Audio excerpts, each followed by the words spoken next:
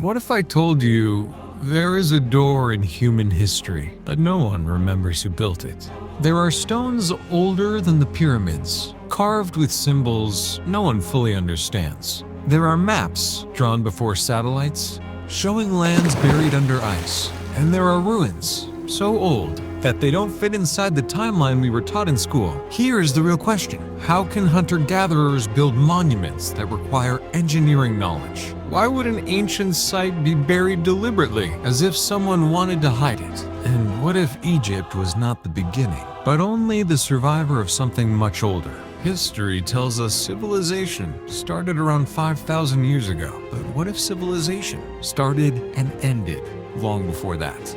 On TIT-TV, we are not just exploring the past, we are investigating the possibility that history itself has amnesia. And if that is true, what else have we forgotten? History, as we define it, begins with writing. Before that, no writing =no recorded history. But that creates a huge problem. Our timelines depend on written evidence, yet written materials are extremely fragile. Paper rots. Wood disappears, clay tablets break, civilizations collapse. So what we call history is really just what survived. The rest, millions of years of human life, is reconstructed from artifacts and bones. But artifacts can only tell us so much. They do not speak for themselves. And sometimes the absence of evidence is treated as evidence of absence, a false assumption in archaeology.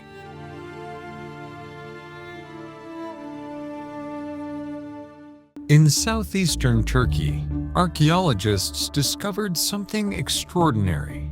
Enormous stone pillars, massive carved T-shaped pillars, arranged in circular enclosures. The site is called Göbekli Tepe. Radiocarbon dating places it at least 11,500 years old, far older than the pyramids, far older than writing, and far older than farming. This extraordinary site was clearly built by groups of people working together. They transported heavy stones. They carved symbolic motifs, animals, abstract shapes, art. And they did this before agriculture was widespread. This challenges our entire understanding of how complexity developed. It suggests that social organization and monumental planning existed before farming, not after it.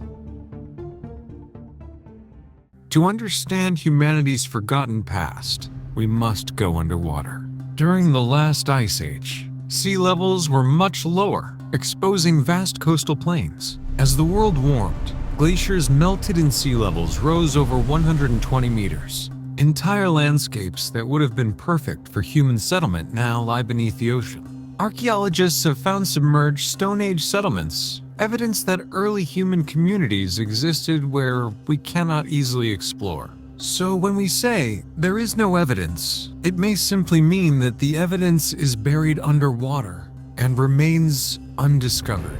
Around 12,800 years ago, the Earth experienced a sudden and drastic climate shift known as the Younger Dryas.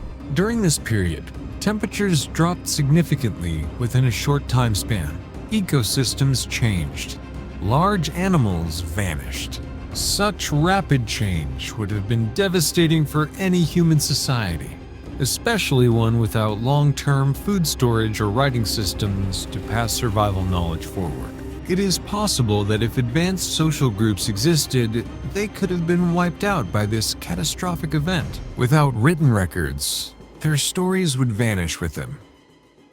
We think of writing as the foundation of civilization, but writing is just a storage system for memory. Before writing, humans passed knowledge through spoken tradition, stories, songs, chants, memory networks. Indigenous cultures demonstrate this power even today.